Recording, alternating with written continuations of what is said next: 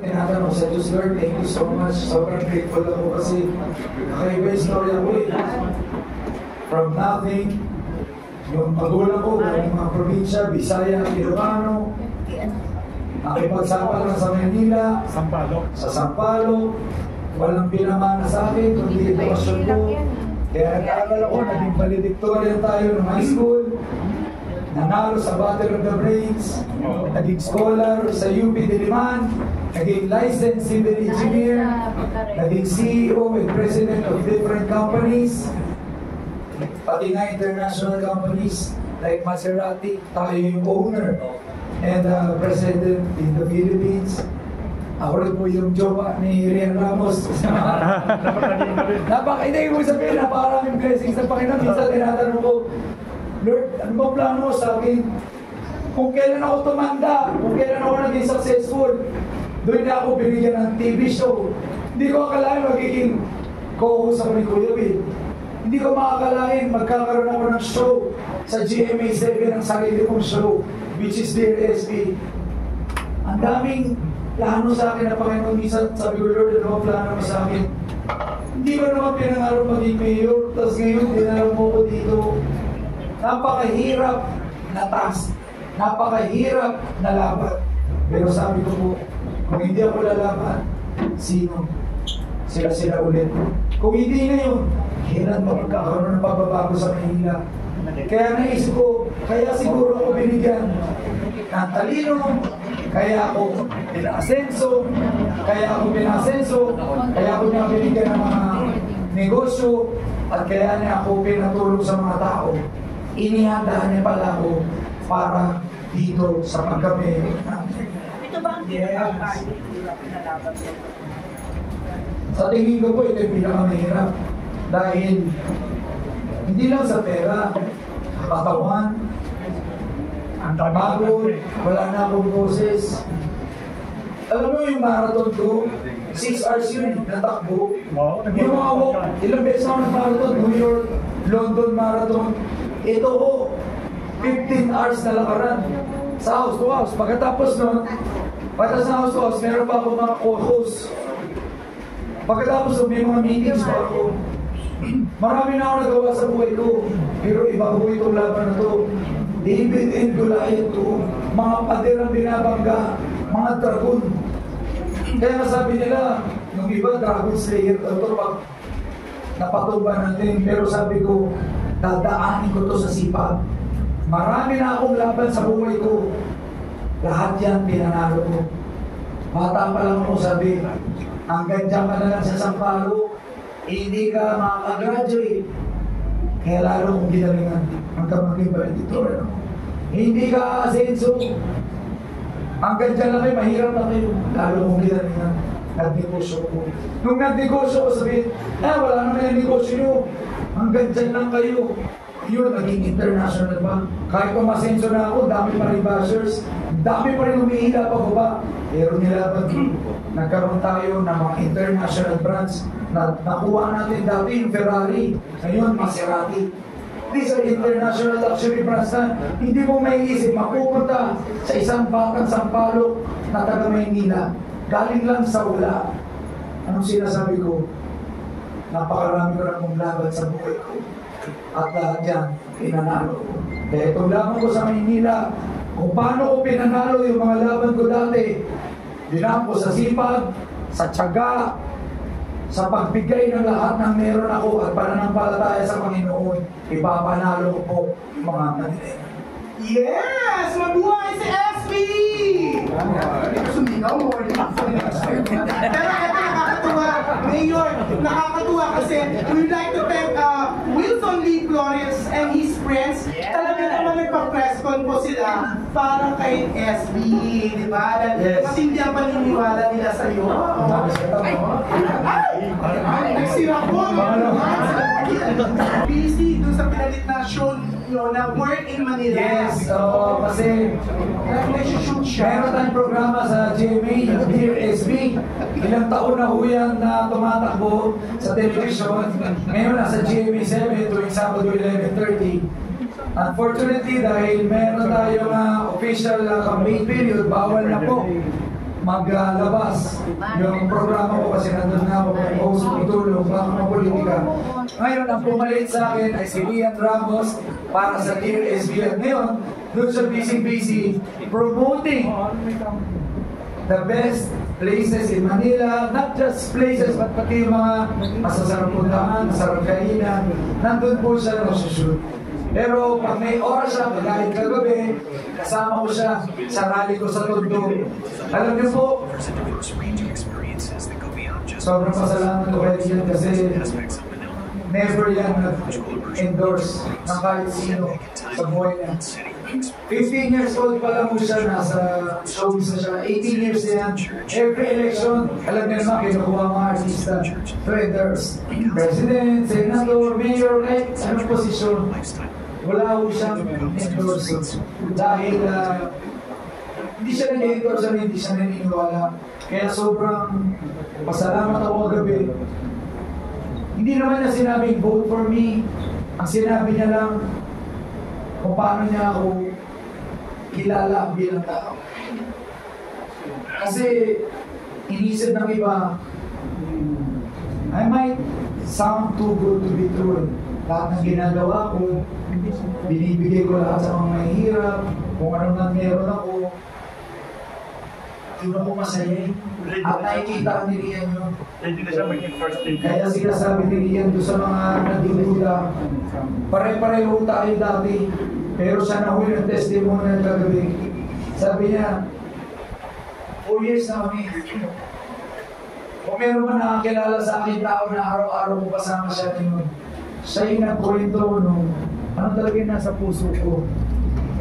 I can have or I can do anything I want. Sana, dahil sana meron ako right now. Pero ba't ko pinili yung sakit sa ulo? Ba't ko pinili sagipin yung mahihirap? Bakit ko pinili tulungan yung mahihirap sa Maynila? Sabi ko nga, nahanap ko na po yung calling ko eh. We all have gifts. Lahat tayo may mga gifts ng Panginoon. Kayo magagaling kayo sa magsusulat. Magagaling kayo sa press, ginagawa niyo. Ako po, hinasa ng panahon. Binigyan ako ng experience sa pag-negosyo, sa pag-aaral, sa pagtulong. Hindi ko alam para saan. Ngayon, alam ko na po. Alam ko yung calling ko. Alam ko na po yung purpose sa mundo ko. At yun, ay baguhin, tulungan, at sagipin ng mga kababayan ko sa bilang negosyante, ano magawa ninyo para kumanda ang Philippine movie industry? Kasi yun na yung Manila Film Festival, isa daw sa Manila Film Festival. Baka may idea kayo paano pagandahin ang entertainment in Manila, tapos TV show, host kayo, tapos ang magiging wife ninyo, artista na sikat. Anong gusto nyong isuggest sa Philippine movie industry? Naku, nakaka-excite yan. Kasi hindi lang naman ako businessman. I produce different movies already. I support the local movie industry. I support local hip-hop artists, music industry. And I'm a sales and marketing guy. Kung merong pwede para pasikatin ulit ang Maynila during the Manila Film Festival, ito na siguro yung panahon na yun. I've attended different festivals abroad. I know what it takes. Kumbaga kahit pa paano may experience ako dyan. Tapos yung ano ko ba po, si Rian, ang daming expertise na masasabi sa akin pagdating sa pag-produce, pag-market, at pagpapalaki. Alam niyo po, I've produced big events already. Sobrang laking mga events. Kung nagawa ko yan sa mga company ko, nagdala ko ng mga international acts. Big names, Hollywood names, Korean superstar. Kaya-kaya natin gawin yan sa Maynila. Papalakihin natin, palalawigin natin para yung turismo rin sa Maynila talagang matulungan. So, yun na po. Maraming salamat. SB, balak mo bang i-revive ang Manila Film Festival separately from the MMFF? Yes! Actually, dami ko na pong nakausap dyan. Gusto kong magkaroon ng mga ganyang international film festival. Kung merong Tokyo Film Festival, kung merong Thailand or Bangkok Film Fest, may Shanghai. Napuntahan ko pa pati Cannes Film Festival. Ang dami ko na napuntahan Film Festival, pati New York. Kasi Siyempre kailangan. Ang mother ng lahat ng festival dito sa atin, the Manila The Film original, Festival since 1966. Wow. Alam niyo po, sabi ko nga po, ang tinutulungan ko hindi lang naman yung kalusugan, kaalaman, at kabuhayan ng mga Pilipino. Pati po yung pagmamarket ng Maynila, trabaho ko rin yan. I'm a sales and marketing guy ko. Ano naman yung experience ko sa sales and marketing, dadali ko po sa Maynila para mas makilala pa siya, mas maging destinasyon siya ng iba't ibang mga lahi sa iba't ibang bansa. Manila po yung capital ng Pilipinas eh. Pero hindi ho Maynila ang final destination ng mga turista papunta rito. Pumupunta, nagiging ano lang siya eh, parang stopover eh. Dahil nandito yung flight, pagdating doon, lalabas na. Pupunta na ako ng Tagaytay, ng Cebu, ng Davao, ng Boracay, mga beaches. Gugustuhin ko, pag pumunta ka sa Pilipinas, gusto ko ang maging destinasyon ko, ang Maynila. Anong plano mo sa Metropolitan Theater at saka sa Intramuros? Naku, una-una, dahil lagi ako nandun sa Intramuros, mahal ako nga dito, Miray. As part of promoting Intramuros, lahat ng meetings ko, lahat ng events ko, kahit maliliit na press ko, ganito, gawin natin sa Intramuros. It is part of promoting not just Intramuros, but the whole city. So, siyempre, pagagandahin ko yan. May mga papatupad tayo, mga magagandang mga markets dyan, mga tourist spot, mga iba't ibang tours na napopromote. Kasi nandun ako, may mga tours naman, may mga gandang restaurant. Minsan nakakalungkot lang, medyo yung ibang parts, medyo madumi, may mga obstruction, ang daming sasakyan na umiikot. Alam nyo, nakatulong din siguro yung pag-travel ko sa iba't ibang bansa. Pag may mga ganung lugar na mga heritage sites, kailangan din i-develop at hindi naman dinadaanan kung sino-sino mga sasakyan. Meron tayong allotment na araw na para lang yan sa mga turista o gusto mo kahit local o international man, ma-enjoy, hindi yung nagpapapicture ka dahil ang dami mga kung sino-sino. So pati yung safety, iniisip din yan eh. May mamamalimos, may ganito. Kailangan, it's a combination of everything, cleanliness, mga patakaran, guidelines, renovation, katulad ng Metropolitan, napakaganda na huyan ngayon. Hindi man lang napopromote. Alam mo kung lahat ng events yan gawin, napakaganda. Alam mo, pati mga Halloween, naisip ko rin eh. May mga Pilipino pupunta ng Japan para mag-Halloween, Korea para mag-Halloween. Sa totoo lang, dapat yan sa Maynila eh. Dapat yan sa Intramuros, sa Metropolitan, at kung saan pang lugar sa Maynila. Alam niyo, mga marketing guy, kahit yung nasunog na post office, pwede ka na pa ng events eh. Kasi, magmumukha siyang ano eh, intay and team. Alam niyo pa, I'm not just a businessman, I'm a maximizer. Whatever, anong meron kang assets na mapapakinabangan, sanay ako doon kung ano, work with what you have. Ang daming meron ng Maynila, hindi mo dapat ibenta o pabayaan yan. Dapat yan ginagamit at dinidevelop.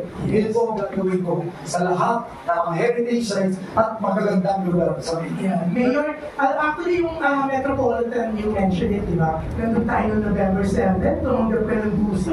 Opo. Doon ko nga nakita eh. Kasi ako daw yung pinakabatang nakatanggap ng Gusi Peace Prize. Dahil yan sa aking philanthropic works for the past 10 years. Bago po ako na-awardan ng Gusi Peace Prize, nakatanggap na ako ng 3 Philanthropist of the Year, 2020, 2021, 2024. Kaya, sobrang karangalan na matanggap yung bilang pinakabatang nakatanggap ng Gusi Peace Prize. It's parang Nobel Peace Prize. Yeah. Yung Tapos kasal may, daw. pero alam mo Wilson yung Esplanade, di ba? Ang ganda ng Esplanade. Ah, Ano masasabi Pasig mo na ang FFCCCII gusto nila Dr. Cecilia Pedro ng Philippine Chinese Chamber of Commerce na i-extend pa. So siguro pag palarin ka na maging mayor, ang ganda na magtulungan kayo. Alam nyo, ulitin ko, I'm a businessman. Kahit gaano kasarap ang pandesal dito sa Kamuning Bakery, pag hindi mo mamamarket, walang bibili at walang pupunta. Ganon din po sa Maynila. Napakaganda ng Esplanade. Pinagawa ng national government. Pero pag di mo yan mapopromote ng tama, hindi mo yan gagamitin, hindi mo yan talagang pakikinabangan, useless lahat yan. Kaya nga, hindi ko lang po mas pagagandahin at makikipagtulungan sa local mga businessmen sa Manila na palawakin pa yun, ipopromote bago natin yan. Ako mismo yung pupunta mag-promote, mag-dictate. Kaya nga meron akong programa sa television yung in Manila eh. Isang paraan ko yan para ma-promote yung kagandahan ng Manila. Hindi lang kagandahan ng Manila, matulungan yung mga local businesses na nandun. Imagine mo may Esplanade ka, hindi lang naman lugar na napopromote mo. Mapopromote mo yung pagninegosyo sa lugar. May mga nagbebenta na doon ng mga pagkain, nagbebenta ng mga souvenirs, may mga ibang turista na napupunta. So it doesn't just promote the city, it gives Manileños additional livelihood and income generating work. Yeah, at may nag-shooting na, nag-shooting doon ng My Love Will Make You Disappear. Oh, yun. Kim Pao, di ba? Yan naman. Ikasal. Narinig ko sa Quiapo, tapos kakasal. Napasa ko sa first, sa Quiapo Church sa kayo kakasal. Kailan kayo kakasal ni Rihan ng tabi ng tatanong? Siya na ba ang ideal woman niyo talaga sa buhay niyo? Siya na ba yung nahanap niyo for wedding? Mag-election ba yun? Alam niyo ba si Rian, hindi ko po lang siya ideal woman. Parang she's my dream. Dream woman ko. Lagi ko sinasabi sa kanya, hindi lang sa kagandahan niya na sa physical. Pinagyayabang ko palagi. Sobrang talino ni Rian. Minsan hindi nakikita kasi pag maganda ka, nakafocus doon. Pero sobrang talino niya at napakapasilang ng puso. Sa kanya nga ako humingi ng mga advice eh. Isa nga yan sa pinag-agreean namin nung unang pagkakilala kami. Yung plano namin, pag tumanda kami, na gusto namin magtayo ng isang komunidad na ang tawag ko nga, Sustainable Village, na magtatayo kami ng isang komunidad na nandun na yung pag-aaral, mga eskwela, nandun na yung palengke, livelihood, at nandun na rin yung hospital. All working, sustainable, sila, doon na rin sila nakatira, doon na rin sila nag-negosyo, doon na sila nag-aaral, at meron na rin silang hospital sa isang komunidad. Ngayon ako nakakita ng ganun na pareho kami ng pangarap sa buhay pagtanda. At nakakatuwa na itong pinapangarap namin na Sustainable Village, akala ko nga gagawin ko sa ibang lugar. Yung pala, sa Manila namin ito gagawin. Kung mabigyan tayo ng pagkakataon, matutukan ko yung 3K, yung kabuhayan nila, kalusugan, at kaalaman o edukasyon. Maging sustainable at maging sustainable at pangmatagalan na tulong para po sa inyo. Okay. Ngayon, magkano tayo for 10 questions. Pero si Wilson will say something. Yung support yung mga Filipino-Chinese businessmen. SB, grabe din, no? Wilson? Marami din na interest sa kanya. Businessman siya. Pero maraming tatanong sa media, maraming nagtatanong sa Facebook Live, kailan daw ang target wedding nyo at saan yung gusto gawin ng dream wedding sa Manila? Totoo ba sa Quiapo, sa Intramuros ba? Saan ang magandang ideal dream wedding sa Manila? Devotee siya ng ano yun. Opo. Kaya siguro tinatanong ni Sir Wilson kung sa Quiapo Church. Kasi po, nabasa ko yun. 16 years na po akong devotee. Wow. Devoto ng mahal na po akong Nazareno. 16 na taon na ho akong lumulupit, sumasampa, at kasama ng mga kapatid kong devoto. Ngayon nga po ay parte na po tayo ng Hijos del Nazareno Basilica, yung nangangalaga sa mahal na po. At kung magkakaroon man ng pagkakataon na ikasal tayo, actually na pag-uusapan namin ngayon Taga-agree niya siya. na syempre, if ever man, gusto ko po sa Maynila, kaya ano ko, okay lang po sa Quiapo Church. Kasi parang wala pa yata akong recent past 10 years o 20 years na kinasal ko na malaki yan. Sabi ko nga, pagkaganda yung Plaza Miranda gagawin ko talaga ang tourist spot Kumbaga, gagawin ko yung pakaluma na wedding. Kasi yung iba, pupunta sa Europe, nasusuot kung ano yung tradisyon na mga suot ng mga European countries, pwede naman gawin dito sa sarili nating bansa. Ang ganda-ganda ng Plaza Miranda, ilagay mo lahat, sabi ko, lahat ng nagbebenta doon, lahat ng vendors, doon kami order ng mga pagkain. Sadamitan mo sila ng mga tradisyon ng mga Filipino outfits. At, hindi lang. Tapos masaya ako dahil, siyempre, devoto ko na Nazareno. Masaya ako na, if ever doon ako ikasal, masaya ako na doon mangyari. May target date na ba?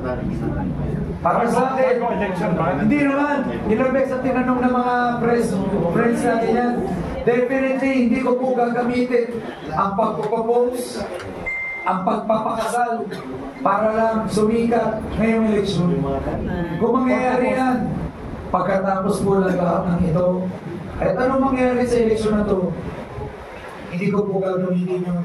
If ever mangyari yun, pagkatapos po, ginagawa yan ng mga traditional politician. Ayoko po sanang gawin dahil ayoko gamitin si Rian bilang artista, yung kanyang kasikatan dito sa laban na to as much as possible. Kung mangyayari man po yan, pagkatapos sa politician. Holy Week message. Baka may Holy Week. Holy Week na kasi. Holy Week message. Ipagdasal niyo po ang ating bansa, hindi lang Maynila. Mula bata po ako, alam ni Rian to, isa lang ang dasal ko para sa iba. Love, peace, and prosperity po sa buong mundo. Saan kayo ngayon? Magbibisita iglesia po kami. Yan po yung tradisyon namin, every year na family. Opo, sa buong Maynila kami, talagang yun na po talaga yung bisita iglesia namin. Alam niyo, bata ako, 14 churches, simula bata ako, kapag tanda ako. 14 na church, mag-umpisa kami sa balik-balik. Tapos pupunta kami ng Loreto, 2 simbahan doon. Tapos pupunta kami sa Sebastian, San Agustin, ng Manila Cathedral. Halos lahat, iniikot namin sa buong Manila. Tradisyon na ho namin yan. 14 churches, yung Stations of the Cross. Yan yung ginawa tradisyon ng tatay ko. Siya mismo nag-drive, wala na tatay ko, ako na po. At yun lang po yung gagawin namin sa tingin ko. Walang kampanya ha. Walang kampanya, walang halong politika. Gagawin lang namin kung ano yung ginagawa ng pamilya namin. Simula nung bata kami yan. Kailangan natin yun. Kung kailangan natin i-develop yung sarili natin physically, kailangan natin magpayaman o magpa-asenso financially, kailangan din natin yung tulong ng Panginoon spiritual. Ito yan. So, wala kayong pahinga, wala kayong time na... Actually, parang pahinga naman yun. Hindi naman para trabaho sa amin yun. Parang pahinga na rin yun, oras po para sa pamilya, para sa Panginoon. Pag gawing pelikula ang Sam Bersosa story, sinong gusto nyo artista na sikat kayo ng Sam Bersosa? Ayaw nga Di pa naman napigil yun. Sino artista gusto mo pag Sam Bersosa? Sino ba mga... And bakit? Sino ang bagay mag-Sam Bersosa? Ako lang. Oo nga, pwede naman mag-artista, di ba? Hindi ko po kasi naisip pa yan, pero kung sino man, okay lang kahit ano, hindi naman po ako Sino favorite mo ng artista, lalaki, babae? Aside from Liam. Aside from Liam. Sorry yan. Sino yung paborito mo? Oo. Pinahirapan mo ko, paborito ko si Rian eh. Sa mga lalaki. Si Rian lang ha, sa lalaki. Isko Moreno. Isko Moreno yung lalaki. Hindi ko favorite. Huwag yun. Wholesome tayo, huwag tayo sa... Yan, pag-iisipan ko rin. Sa story. Hindi ako magaling dyan. Magaling ako sa business, sa pamumuno, sa leadership. Pagdating sa showbiz, medyo malimulog yan. Pero eto, simulan na natin pagtatanong. Gordy Rula. Yes, Gordy. Mayor, Nakasano na lang. may dalawang tanong lang po ako. Follow up muna dun sa kay Rian. After your victory of today sa nakapapalaran kanina after the elections, ano yung napag-usapan ninyo ni Rian na pagiging suporta niya po sa mga gagawin? Anong role niya? Ang role niya, Muna sa Malibis.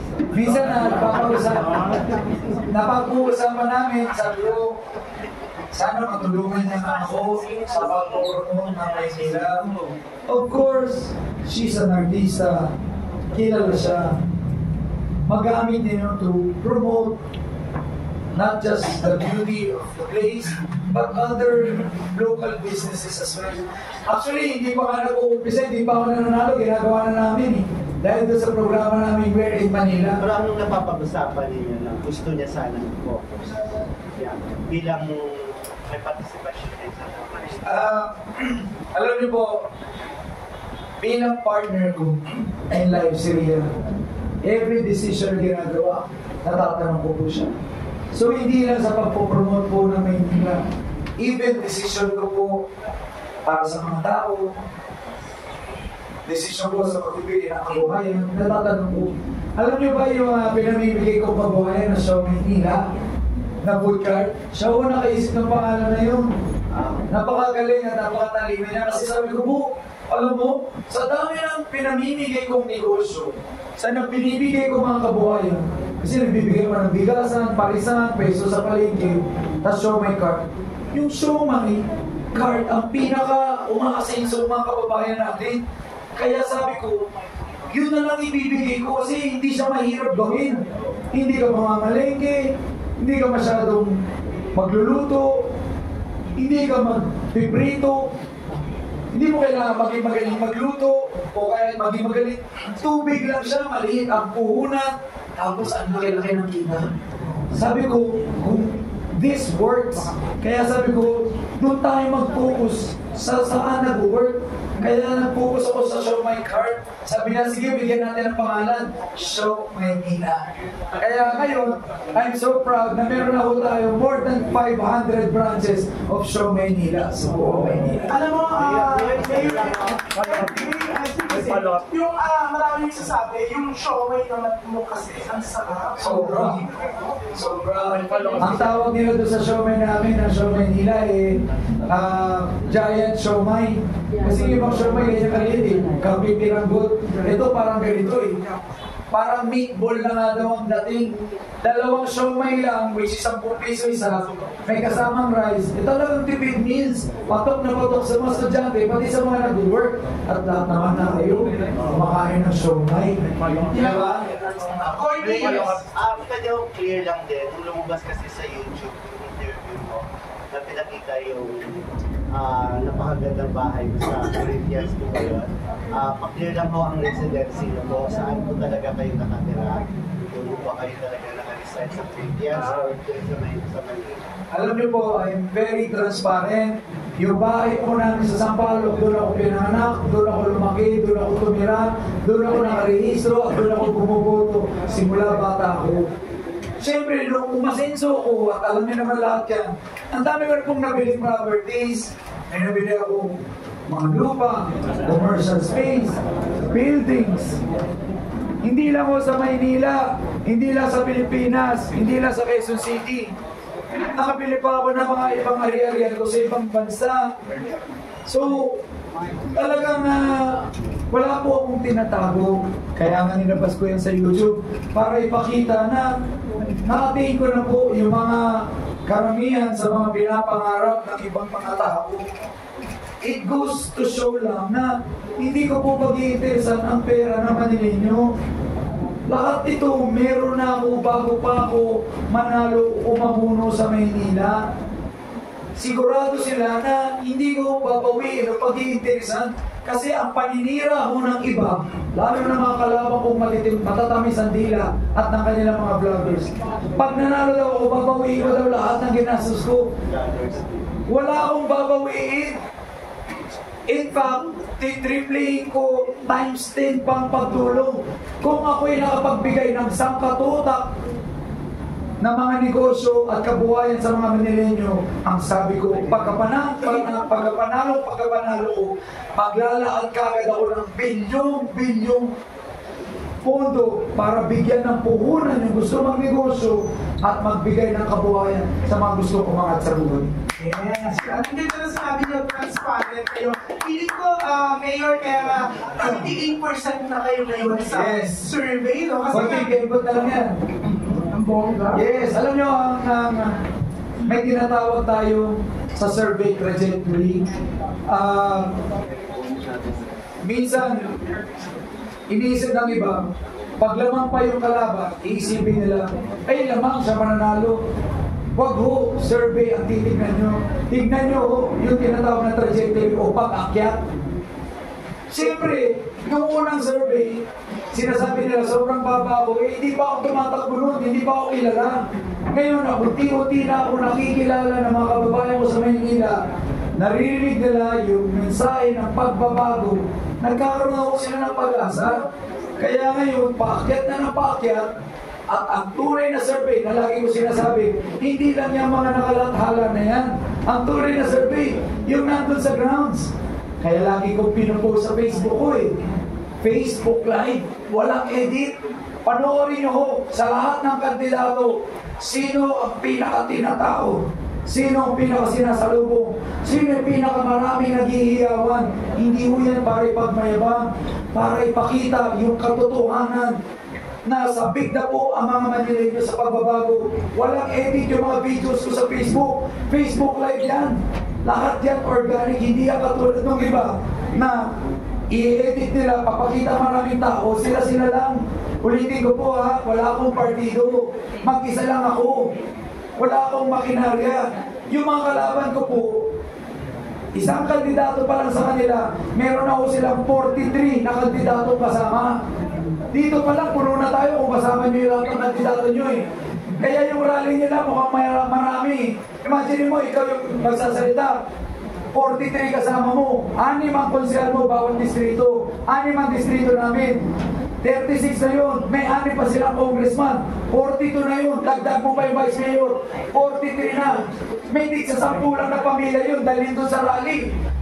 Puno na Ang dating, sila kaya minsan natatawa ako Kumbaga, salita palakpak ng palakpak, pinapakita nila marami, sila lang din yun. Ang maganda po sa akin, kaya masaya ako, very organic. Kagaya ng pagbaba ko sa Tondo kagabi, Distrito 2, hindi ko kilala yung mga tao. Ang dami doon, lolo, lola, nanay, tatay, kabataan. Ngayon lang ako narinig, ngayon lang ako nakita. Kaya sabi ko, sobrang salamat, thank you Lord. At pinakita mo sa akin yung tunay na suporta ng tao, tunay na pagmamahal. Yun po para sa akin ang tunay na survey. Kaya masaya ako na nagigising na yung mga tao. Sinabi ko kanina, may kultura ho ng pananakot sa Maynila.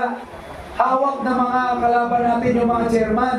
Kaya yung ibang mga constituents sila takot magsabi ng kanilang iboboto. Pero tumingikot ko, ang saya-saya ko, unti-unti na ko silang lumalantad. Sinasabi nila, SB talaga kami dito, huwag lang kayo maingay. SB lahat ng tao dito.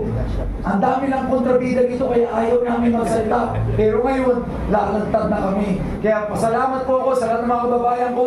Lugtad na po kayo lahat. Huwag kayong mag-alala, palakas tayo ng palakas. Kaya na sinabi ko po, ipapanalo ko po kayo. Yes. At alam mo, SB, nakakatuwa. For today, talaga namang lahat ng inimbitahan dito ay dumating. Yes, thank you so much. Etong tao ito, nasusunod na magtatanong, day off niya today, pero dumating siya dito, nag-report siya. Si Ana Cerezo. Hi, Ana. Namiss ko na siya na.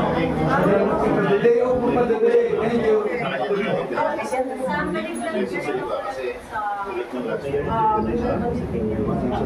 Manila Film Festival. So, sa Manila Festival mo na ba, ano yung plano mo, like kung ano yung kwentong gusto mo dito, or kaya paano siya i-divide? Pero malamang film plans, anything. Gusto ko siyang gawin sa February kasi medyo malamig. Mahirap kasi medyo mga January o February para maganda agad yung simula ng taon. Magpuntaan yung iba't ibang mga turista, mag-submit sila ng iba't ibang mga films. Kailangan ko may market yan sa buong mundo na meron ng Manila Film Festival. Makakapag-invite din ako ng mga international acts. Kasi ang Film Fest is a whole week. Hindi lang siya isang araw. So kailangan maraming nangyayari. Maraming events, may concert, maraming pakulo. Kumbaga, bukod doon sa pinaka-awarding at talagang pinaka-highlight na Manila Film Festival, isang linggong events siya, maraming nangyayari. Kaya pagsasama-samahin natin lahat ng resources ng Maynila para maalagaan yung mga turista at makalat nila sa mga bansa nila kung gaano kaganda yung Maynila at magpuntahan yung mga kanilang mga babayan. Thank you, Anna. At syempre, Last na congrats sa 30%. Ano yung naging reaction mo na is the hard work paying off? Lalo na yung simula, ang dami mong mga bashers na recent candidate lang, pero ngayon, ako na ako.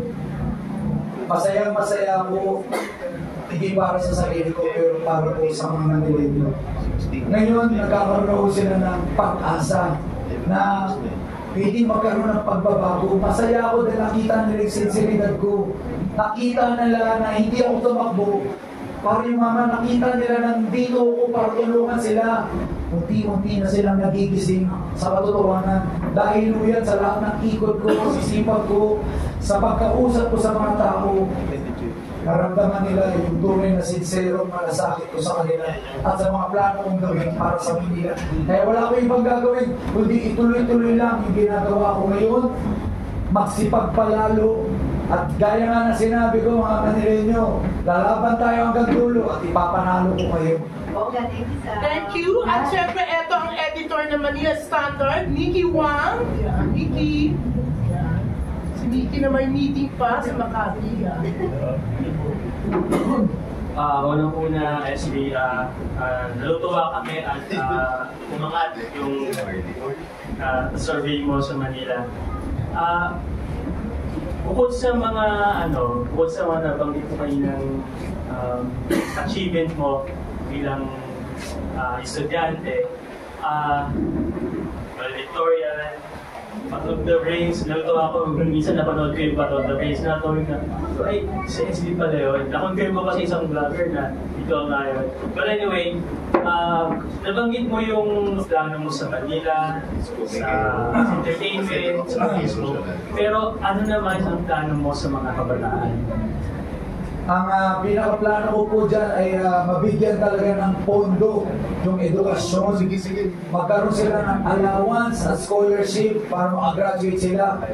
Hindi lang yung libreng uniform, libreng school supplies, libreng sapatos. Kailangan makagraduate yung mga kabataan sa Maynila at makapasok sa magagandang universidad. Tandaan niyo po nasa Maynila karamihan na magagandang university. Sa Pilipinas, nasa TAP, nasa Moraita, nasa University Belt, pero ang dami hindi makapag-aral. Kaya nga, hindi lang scholarship, hindi lang allowance, hindi lang libreng mga uniform na bibigay natin. Gagawa tayo ng mga libreng review centers para bigyan ng mas magandang tsansa yung mga Manila, mga Manileñong kabataan makapasok sa magagandang universidad. At partnership po ng Manila government doon sa mga universidad sa Manila para makalat sila ng mga slot para ho sa mga estudyante namin sa Manila. Kasi alam niyo po, education is the greatest equalizer. Yan ang ginamit ko para mapangat ko buhay ko. Yan ang magbibigay sila ng oportunidad. Pinaka-importante yan. Yan yung bagay na hindi mananakaw ng kahit sino man sa iyo. Hanggang meron kang edukasyon, kahit wala ka trabaho, magkakaroon ng oportunidad sa mga susunod na generasyon at matutulungan mo pamilya mo. Kaya sobrang prioridad yan. Bilyong pondo po ang ilalaan natin para maipatupad lahat ng mga sinabi ko yan para sa edukasyon ng mga kabataan sa Maynila. Salamat po. Last na tanong na lang. Sabi nila, bago ka mag-succeed, makakatanggap ka ng maraming no. And you only need one yes to succeed. O masimulan yung ang iyong pag-asenso.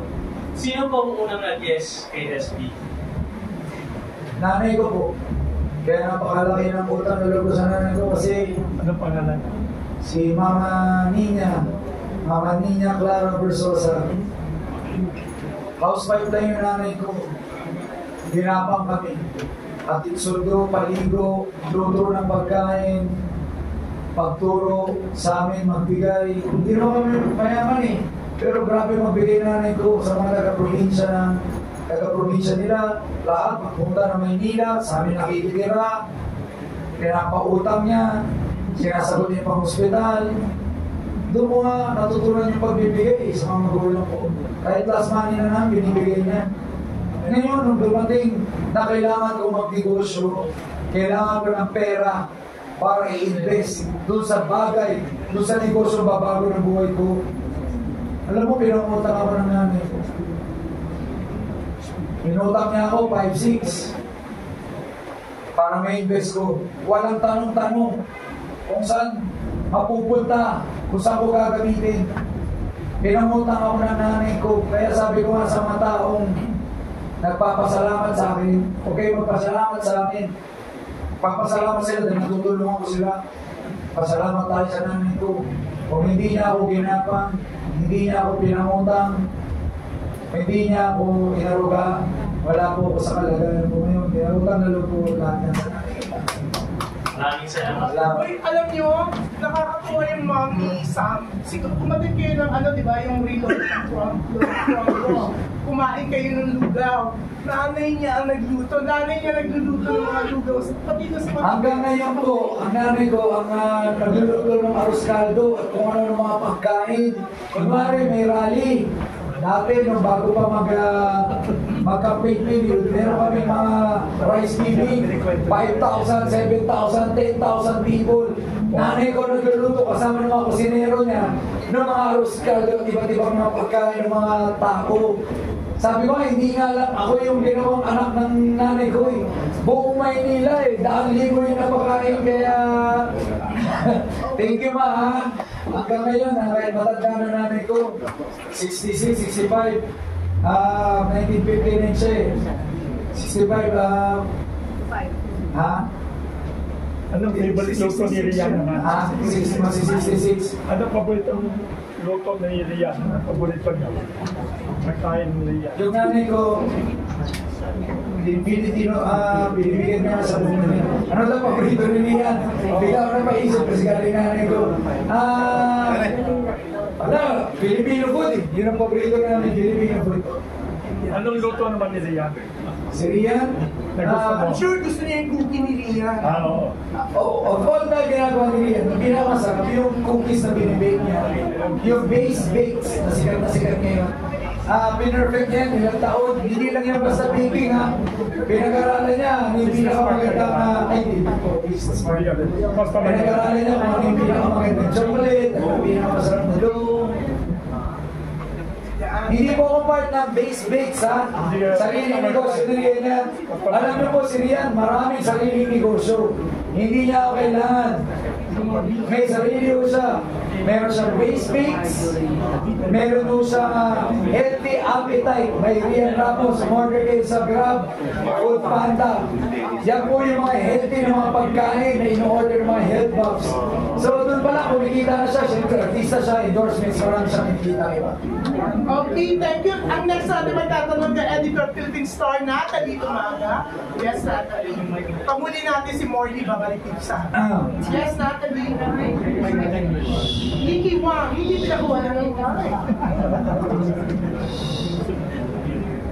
Okay, eto na po si Natalie. Sir Sam, question ko lang, kamusta yung last stretch ng campaign?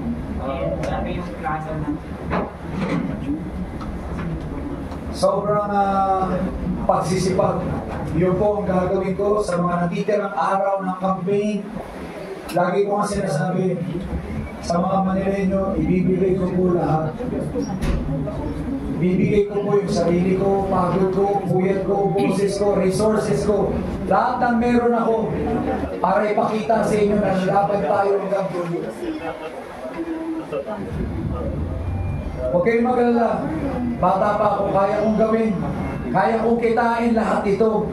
Meron akong negosyo. Yung isipin nyo, ang isipin nyo yung future ng Maynila. Kasi kahit anong mangyari pagkatapos ng eleksyon na ito, yung buhay ko po, yung negosyo ko, ganun pa rin. Malulungkot lang ako pag iba po ang naging resulta ng eleksyon kasi wala pa rin magbabago sa Maynila. Subukan nyo na yung iba eh. Naglingkod na po sila eh. Alam nyo na mangyayari pag sila ulit. Walang nangyayari sa Maynila, lalo umirap. Yan sabi ko, paisa lang. Bigyan nyo ako ng pagkakataon, ipapakita ko posible ang pagbabago sa Maynila. Kung meron mang panahon, kung pwede magbago sa Maynila, ito na po yung panahon na yun. Minsan ko lang po iaalay sarili ko, hindi na po ito mauulit. Hindi ito katulad ng ibang politiko, pag natalo sila, na isa yung tatakbo ulit. Every year tatakbo yan. Ako po hindi na po, one time ko lang iaalay sarili ko, hindi po madali itong ginagawa ko. Ngayon ko lang po talaga ibibigay lahat. Sana po huwag natin sayangin ito. Para po sa anak ninyo, sa mga apo ninyo. Yung boto nyo sa akin, hindi para sa akin. Para po yan sa kinabukasan ng pamilya nyo at kinabukasan ng pamilya. Thank you. So, Sir Sam, are you saying na pag hindi ka successful dito, parang pull out na yung politics? Kasi syempre, alam nyo, sa kahit anong laban, pag binigay mo lahat, tapos hindi mo kaya iba talaga ang pinili. Kung sakali mangyari, walang problema, tatanggapin ko. Ang sinasabi ko nga lang sa mga Manileño, manalo, matalo, yung buhay ko ganoon pa rin po. Nakakalungkot lang pag iba naging resulta ng eleksyon, walang pagbabago mangyayari sa Maynila. Ganun pa rin. Hindi ko na po kaya ulitin ito. Mahirap yung laban na ito. It will take everything that you've got. Hindi lang resources to. Tulog ko. Buhay ko, pagod ko. Personal life ko, pamilya ko. Buong pamilya ko tumutulong na rito. Hindi lang resources ko, pati resources sa mga pamilya ko, kapatid ko, tinutulong nila. Group effort to para sa mga Manileño. Sabi ko nga na itay, mga lolo ko sa Maynila, kahit yung mga kabataan, alam nyo sa puso nyo. Ramdam nyo yan. Piling ko lang, huwag kayo magbenta ng boto ninyo. Puso-puso bentahan, 1,000, 2,000. Sige, tanggapin mo, pero sana bumoto ka ayon sa konsensya mo. Kung sino sa tingin mong tunay na makakapagdala ng pagbabago, yun ang iboto mo. Hindi ko sinasabing ako. Pag-isipan mo, pag-aralan mo anong ginawa namin sa mga buhay namin. Ano kami ngayon? Kayo mag-decide. And deep in your heart, alam mo kung sino ang dapat mamunog sa akin. Thank you. Yeah, and ito, next question is from Salve Asis. Ay, sir. Hello?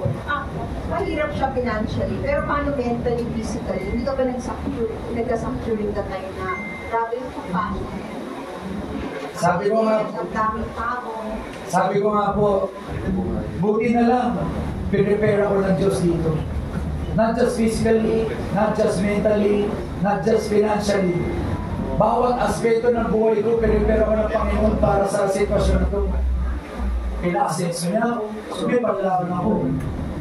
Pinagaling niya ako, sumarunong ako magsalita at nakakapag-isip ako ng magandang programa. Pinatalino niya ako, binigyan niya ako pag-aaral, binigyan niya ako ng puso. pinalakas niya yung katawan ko. I've been doing marathons. Kumbaga, ang dami ko na rin laban sa buhay. Lahat mahirap. Mahirap umasenso ha. Maraming namatay hindi umasenso. Mahirap magpalago ng negosyo. Mahirap mag-marathon. Mahirap maging valedictorian. Mahirap makapasok sa UP. Mahirap maging engineer. Mahirap maging CEO, maging presidente, pati ibang kumpanya. Pero lahat po yung kinaya ko. Sa tingin ko po, kaya siguro, dinaan ko lahat yun at nilagpasan ko at pinanalo ko. Inihanda ko ng Panginoon para ho sa moment na to, nilagay niya sa sitwasyon na to, at alam ko may plano sa akin ng Panginoon para pag-uwi at sagutin yung Thank you, Salve. Ito, second to the last question kasi ito naman magkakasakit daw siya pag hindi ko pinagtanong. Janice Nagida. Hi, Ma'am Janice. One question is... Hello. Ay, ayan. Mayor. Mayor.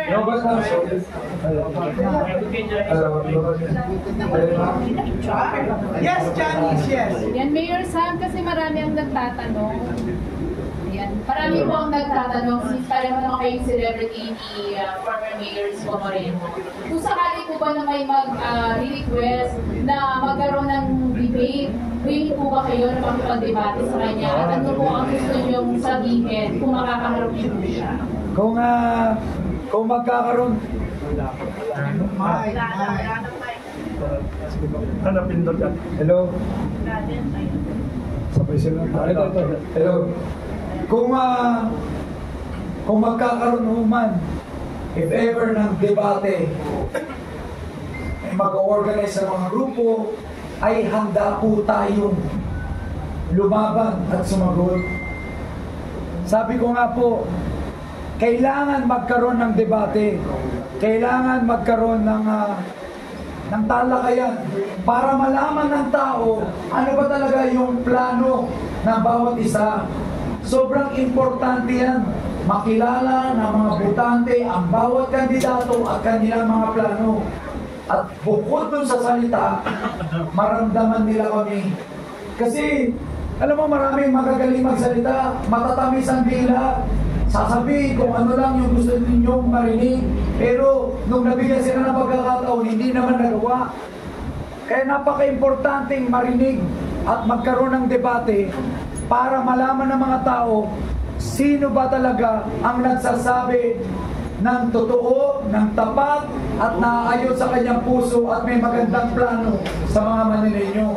Kaya sana po, magkaroon na po ng debate. At gusto ko lang sabihin na hindi po ko aatras dyan. Anytime, anywhere, haharapin ko po si Isko sa isang debate. Ano po yung gusto niyong sabihin sa kanya, sa harap niya? Kung magkakaroon po sana tayo ng pagkakataon, sana po wag ho kayong umatras sa isang matalinong pagdedebate. Hindi ho ito personalan. Ito po para ho sa kinabukasan ng mga Manileño. Anong plano mo? Anong kaya mong gawin? Anong kaibahan mo ngayon kung sa dati? At masagot na po lahat ng mga issues sa Maynila. Ang request ko lang po sa kanya, sana huwag kang pumurong sa isang debate at harapin natin yung mga Manileño, hindi po personalan, pero para malaman ng mga Manileño sino po yung karapat-dapat at may kakayanan talaga magdala ng pag-asa at pagbabago sa Maynila. Thank you, Janice. At ito last question from Moily Alinio na siguradong buboto daw kay Sam. Okay, Moily. Hello. Mayor, ang question ko ay nasa harap ka na rin naman ng Pandesal. Yes. Tinapay. Kamakailan naglabas si Isko Moreno ng video. Sinasabi nito na walang laman daw ang utak ng mga kalaban niya. Samantalang buti pa ang Pandesal may laman. Yun ang first question. Grabe naman yun. Mayor Isko, huwag naman po sana ng ganun. Ako po yan nagsikap sa aking pag-aaral. Ewan ko sa ating lahat, ako yata yung naging valedictorian at naging UP graduate. Battle of the Brains winner po ako ng ilang beses. Civil engineer. 20 years na po ako nagnegosyo. Hindi naman po sa pagmamayabang at pagtataas ng bangko. Sabi ko nga, sana magkaroon ng debate para malaman natin sino talaga yung walang laman ng pandesal.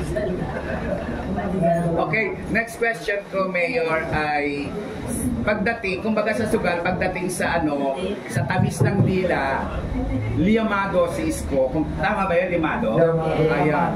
Liyamado dahil nagagawa niyang paikot-ikutin, pabutihin, pagandahin ng isang bagay sa pamamagitan ng kanyang pagsasalita. Pero pagdating naman sa gawa, dihado talaga kayo. Tama ba yun? Yung panalo kayo. Dahil marami na kayo nagawa. Question. Dahil matamis ang dila ni Isko Moreno, sinasabi ngayon ng mga taga Maynila, si Isko daw ay Isko Mikero, na kung saan lahat ng sinasabi, lahat ng mga pinagkakalat ay may kasinungalingan at matamis na dila lang. Reaction po. Alam niyo po, ganyan laging sinasabi sa akin ng mga Manileño, sinisiraan ako, sobrang tamis ng dila. Sinasabi, puro lang daw ako delata, puro spam. Sinasabi niya, pabida, puro lang yung delata, puro lang yung bigas. Superman yan. Puro lang yung kabuhayan. Yan lang alam niya ibigay kabuhayan. Sabi ko, anong masama sa kabuhayan? Ano namang masama kung nagbigay ako ng masasarap na bigas at idis at mga spam? At least galing sa sarili kong bulsa. Dugot pawis ko yan. Ganun ho katatamis ang dila nila eh. Kaya nilang balitarin kahit magagandang bagay. Ganun katatamis ang dila nila. Kahit maganda ang ginagawa mo, kaya nilang balitarin. Papalitarin mo yung pagmimigay ng tulong, pagmimigay ng bigas, ng dilata at kabuhayan. Kaya mong i-twist na pangit. Tapos, yung hindi magandang ginawa mo, kaya mong i-twist na maganda. Alam niyo kung paano? Ganito po yan. Kaya daw siya nangutang, kaya daw siya nabenta. Ganito ang storya. Marinig niyo, dadaanin kayo sa drama. Kung kayo'y mga magulang at wala kayong pangkain sa inyong mga anak, anong gagawin ninyo? Tapos yung mga lolo naman, oo nga no. Appeal to emotions ang tawag doon. Pag hindi mo masagot ang isang bagay, factual, hindi mo masabi yung datos, you will appeal to emotions. Kaya mga Manileño, mga nanay, tatay, mga lolo't lola, kaya namang madala sa acting. Nay, tay, pag wala kayong papakain sa inyong mga anak, anong gagawin ninyo, Nay? Eh, di ba mangungutang ka rin? At least hindi kayo nagutom ng pandemya. Hindi mo pwedeng sabihin, hindi mo ginutom ang Maynila. Buong bansa nagbigay ng ayuda, hindi lang naman Maynila. Bakit mo pinagyayabang isang bagay na ginawa ng lahat ng tao, ng lahat ng LGU? Lahat ng LGU nagbigay ng ayuda. Baka nga kayo sa mga komunidad ninyo, nagbigay din kayo. Ako noong 2020, kaya masama loob ko, nag-donate ako ng rice sa Maynila. Actually, buong bansa eh. Pero ang pinalalabas ko niya, nasa daw ko ng pandemya. Buti na lang may mga resibo ko. Walang katapusang thank you front row ang sinabi niya. Pagtapos nun, meron pa kami binuksan mga eskwela. Siya pa yung nag-ribbon cut. Ang sabi pa niya, thank you ulit front row. Gumit na kayo sa daan para pag umulan, dumami pa kayo. Ngayon, nagkatotoo yung sinabi niya. Dumami na ho ang ating mga supporters. At yun, ang sabi ko magpapanalo sa atin sa Maynila. May concern ito ng Maynila kasi ang Maynila ay sentro ng Luneta. Ang Luneta ngayon pinagdamot sa masa. May oras ng pagpunta, may oras ng pagpasok, hindi tulad ng dati, open na. Mayor Sam, kung kayo ay uupo sa pagka-mayor, kami bang taga Maynila, makakaasa na muli naming mapupuntahan ng 24 hours ang Luneta? Opo! Alam niyo, part 2 ng turismo natin ng Luneta, kailangan bukas siya 24 hours. At ang pinaka-importante, dapat safe. Kasi ang Manila na one of the riskiest city in the world. Gagawin natin safe and talagang mapupunta, accessible yan 24 hours para mag-enjoy yung mga kababayan natin. Hindi lang sa Maynila, pati ibang lugar. Minsan kasi mainit eh. Ayaw mo ng tanghali, ayaw mo ng hapon. Alam nyo naman, mainit sa Maynila, lalo na ngayong summer. Yung iba gusto gabi, yung iba gusto madaling araw.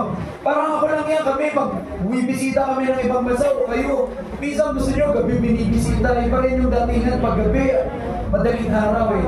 Diba, mas malamig, mas presko, mas intimate. So, bukas po yan, Luneta.